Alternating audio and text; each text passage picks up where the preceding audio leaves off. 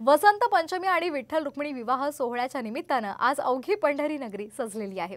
विठ्ठल रुक्मिणी मंदिर अर्थात लग्न मंडपामध्ये विविध देशी विदेशी फुलांची आकर्षक सजावट करण्यात आली। आज दुपारी 12 वाजता मंदिरातील मुख्य सभा मंडपात वर विठ्ठल आणि वधू रुक्मिणी माता यांचा राजशाही थाटात विवाह सोहळा पार पडणार आहे। देवाच्या विवाह सोहळ्यासाठी राज्यभरातून अनेक भाविक पंढरीमध्ये दाखल झाले।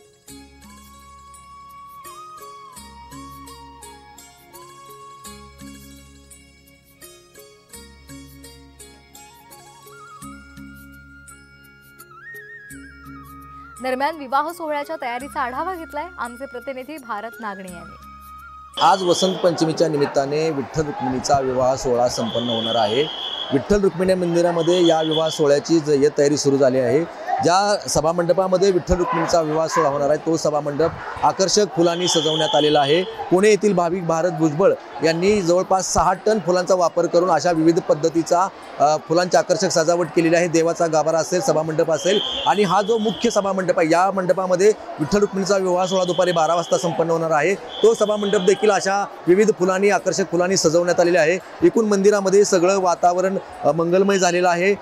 भाविक देखील मोठ्या संख्येने या ठिकाणी दाखल झालेले आहेत। साक्षात भगवंताच्या विवाह सोहळ्याची घटिका समीप आलेली आहे। वराडी मंडळी मंदिरामध्ये दाखल झालेली आहे। अगदी या सगळ्या सोहळ्यासाठी भाविक देखील मोठ्या संख्येने मंदिरामध्ये उपस्थित झालेले आहेत। विठ्ठल मंदिरातून कॅमेरामन राजू मिसाळसह भारत नागणे, साम टीव्ही न्यूज, पंढरपूर।